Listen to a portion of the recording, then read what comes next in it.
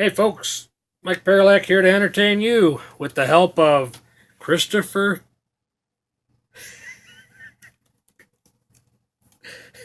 Ciccone.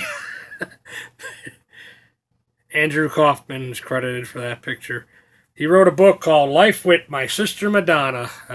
She's on the front cover, he's on the back. I'm not going to show Madonna's picture in the front because, quite frankly, I don't want to push my luck. I'm a small time YouTuber. The book tells an interesting story, though, so far. What I've read so far, the dad apparently worked at a place that worked with advanced technology, oftentimes secretive stuff. Obviously, made enough money to support 8 kids. Apparently, the Dune book series was offered escapism for Christopher Ciccone, and he studied so much that he studied anthropology in college. The Dune series is by Frank Herbert. Yeah, I was fortunate to, courtesy of Goodwill shopping, I found the book and familiarizing myself with it. My Life with My Sister Madonna by Christopher Ciccone. I have little or no current knowledge, really, of the world of Madonna, other than I recall hearing about some weirdness between her and her son, maybe 2, 3 years ago. Um, but I really only really paid attention to her artistic life. Um, I admit in photos of her definitely played a role in my adolescence, but I primarily took note of her artistic life. Growing up, songs of hers that stood out for me were Cherish, Rain, I'll Remember, which I believe was to the movie With Honors, which I have yet to see, and Frozen. I really liked Frozen.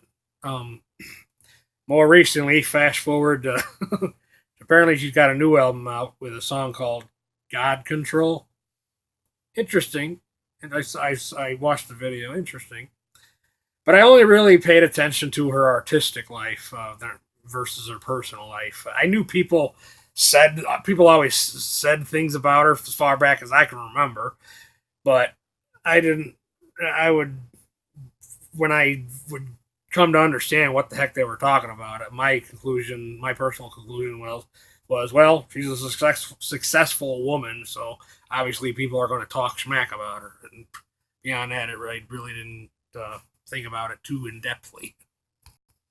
But back to what I've read so far in the book, Christopher Ciccone basically credits.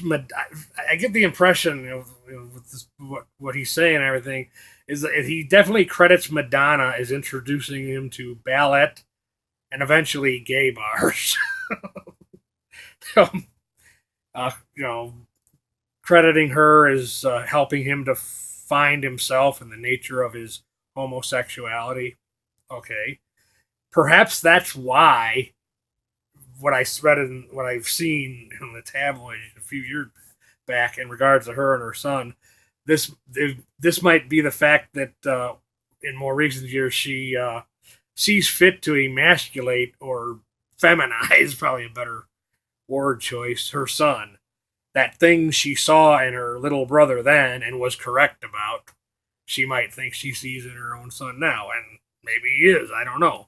But I hold no claim to dictate the maternal instincts of Madonna. Let me be clear about that.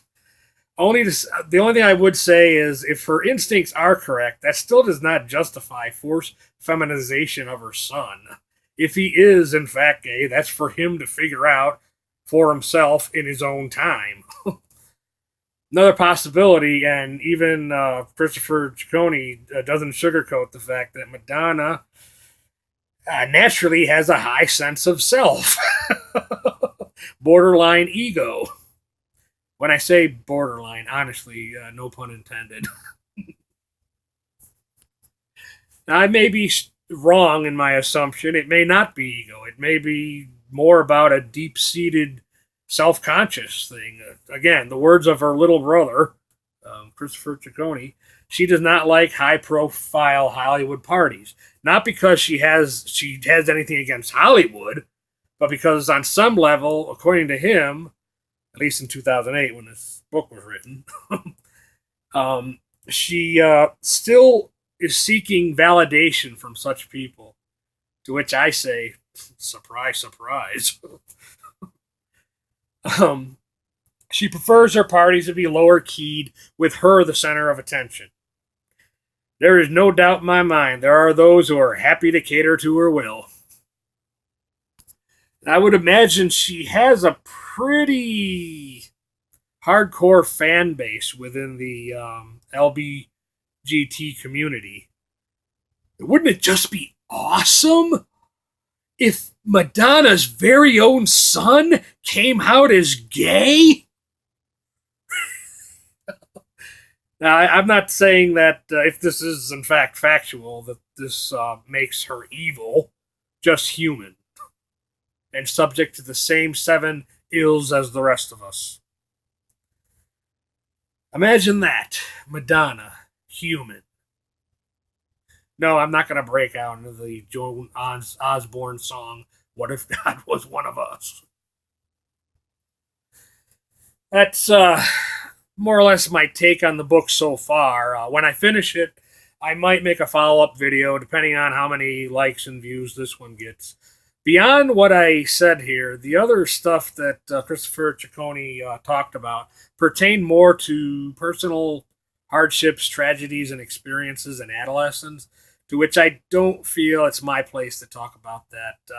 I would imagine the book's still available for purchase in some form or another. I know as a survivor of hardship and abuse in adolescence myself, I wouldn't appreciate, as my own mother would put it, some schmuck with a YouTube channel talking in-depthly about such things. I can't say that I was a fan on some level, but I was never a super fan of Madonna's. I was a fan in the sense that growing up, she was on my list of cool women in the world, definitely. I would take notes of a new song when she would put one out and try to look for the video and check it out and all that sort of thing. But that summed up my personal fandomship of Madonna. My father, however, when we were kids, again, I talk about past abuse with him. My father, he according to him, she was the coolest thing, especially when she started making the splash in a scene for herself. He would mimic her dress you up to My Love video, dance moves in the kitchen. He just thought she was the greatest thing. Until he saw the Like a Prayer video.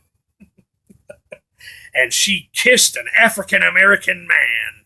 Or as he would put it, the Nword. That word that stirs up too many bad feelings for too many people, so I'm not going to use it here. But from there forward, she was known in our home as Madonna, that whore who kisses the aforementioned Nword. Basically, for myself and my sisters, it just amounted to another reason for us to fear a beating from him if we subsequently were enjoying a song on the radio that happened to be one of Madonna's, and he was in a bad mood that day because our actions were not in compliance with his thoughts and feelings about how the world should be according to him. Anybody who was raised by or in a relationship with a narcissist would probably understand what I'm talking about. But anyways, in regards to the book, though, Life with My Sister Madonna, Christopher Ciccone, the only other thing so far, like I said, I have to finish the book, but the only other thing that did give me a chuckle is when he mentions about how Madonna, she's hanging out with him and, her many gay guy friends. Once she's bored with that, she will seek out the attention of one traditional heterosexual man, which I couldn't help but chuckle at that. But, all right, well, thank you for watching. if everything goes, if like I said, if I finish the book and if I get, depending on how many likes and views this video gets, I might do a follow up video, talking about the rest of the book. Life with My Sister Madonna, Christopher Ciccone. He did get a little help by somebody named Winston Leah.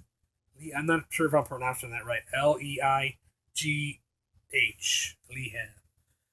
Um, but yeah. Again, thank you for watching, and if everything's ready on the dark side of the moon, I'll go ahead and end this video by playing the John William bell tones.